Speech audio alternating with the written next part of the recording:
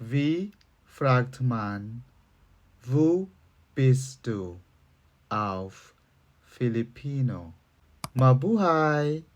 Willkommen bei Filipino Lernen mit Duke. Wie fragt man, wo bist du? Wo bist du? Nasaan ka? Nasaan ka?